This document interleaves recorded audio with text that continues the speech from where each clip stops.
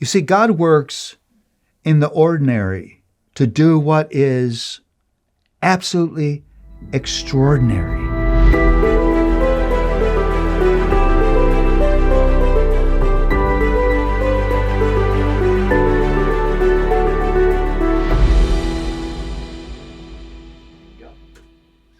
Well, I just adore where this narrative goes now.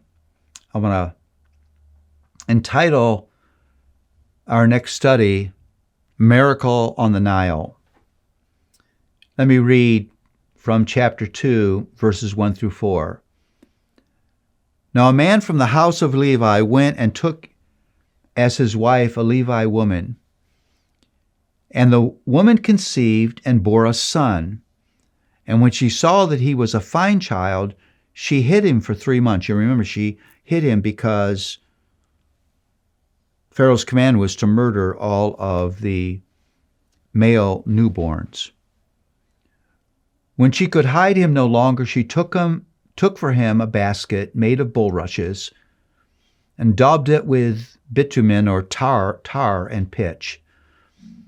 And she put the child in it and placed it among the reeds by the river. And his sister stood at a distance to know what would be done to him. Not only is this one of the best known stories in the Old Testament, it's one of the most amazing. This is clearly an only God story.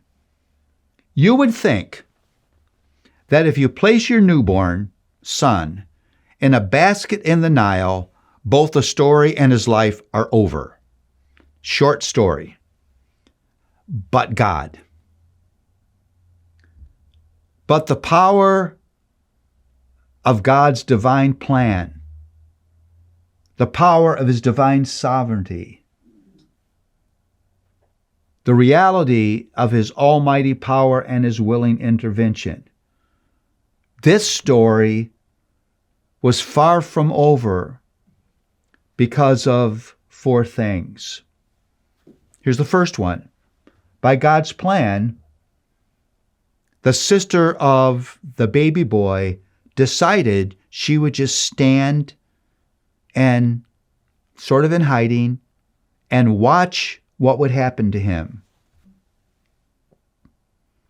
By God's plan, this is the second thing, it was Pharaoh's daughter, how amazing is that, who would discover the baby boy in the floating basket. You just got to smile. Pharaoh's daughter. Come on. What's the chance of that happening?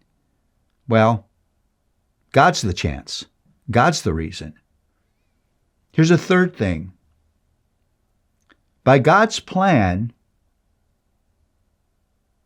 Moses was chosen to be nursed by a Hebrew woman. And that Hebrew woman, because Pharaoh's daughter talked to Moses' sister, was Moses' mother. So it looks like this baby is being abandoned, placed in God's hands, but he's rescued by Pharaoh's daughter, who wants somebody to nurse this baby, and Moses' mother becomes a lady who does this. This story is just amazing upon amazing. Fourth, and by God's plan, this boy would be raised in Pharaoh's palace. Seriously? Now, why did these 4 things happen? Because the baby boy was Moses. Because Moses was the one God had chosen to lead his people out of slavery and into the promised land. You see, God works in the ordinary. A basket, a river, a sister, a woman bathing in the Nile, to do what is absolutely extraordinary. And the God who rescued and cared for Moses is your Lord.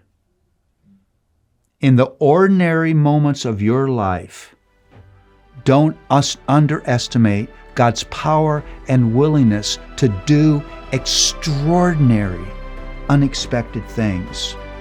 Rest in Him. He is worthy of your trust.